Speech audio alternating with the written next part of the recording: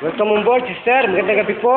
Magandang gabi rin po sa inyo. Yes, live pa rin po tayo dito sa programa Lingkod Bayan ni Brother Tony Falcon ng CBS DWADT and Regulars Museum. Ano po ang tinatawag at nilapit sa ating programang ito at kayo po ay nagkaroon ng interes at subukan ang ating pong may himalang panggagamot po gamit po ang ating Yusguang Therapy Gerontologist Mental Martial Arts. Ano pong ibigay sa inyo ng kalakasan loob at tiwala sa aming programang ito? Nakaginhawa po. Ano po ang ginawa sa inyo? Yung gumaan po yung paghinga po, tsaka yung ano po, yung pag nakakaupo ako ng ganito katagal, pag ako tumayo po, sakit na po yung ating mga palakad. So ano sabi po ng doktor? Ano raw po ang inyong kidney? May sintomas daw po sa bato. Bato? Opo. So, tingnan po natin kung talagang totoo sinasabi ng doktor ninyo. Mag-bend po kayo kung gaano kasakit yan. Binding po. O, bend po kayo kung kaya ninyo. Ayan, kasamang Tony Falcon. Nagbe-bend po siya. Masakit po ba?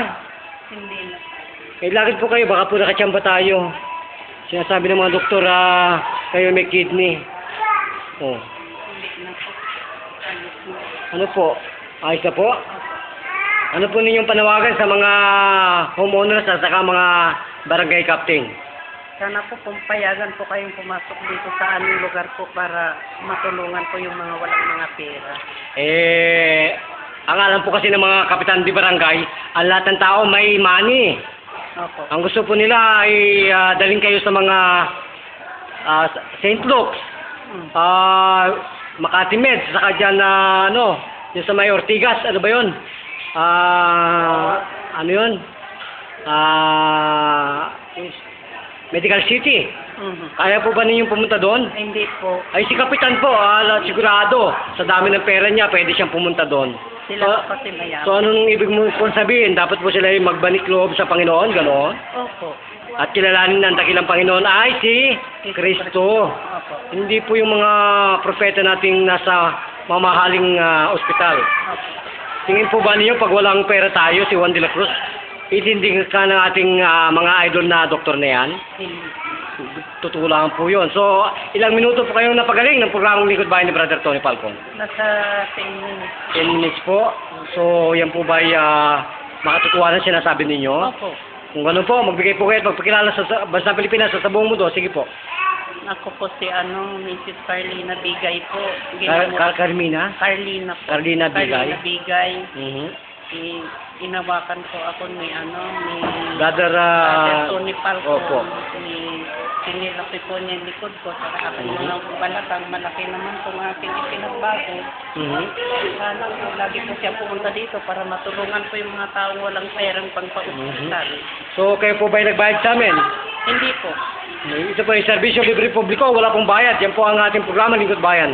So, buhay na buhay po ba sa inyong buhay ang Panginoon? Opo, buhay na buhay. So, kung gano'n po, magpasalamat na po kayo sa Lingkod Bayan. Sige po.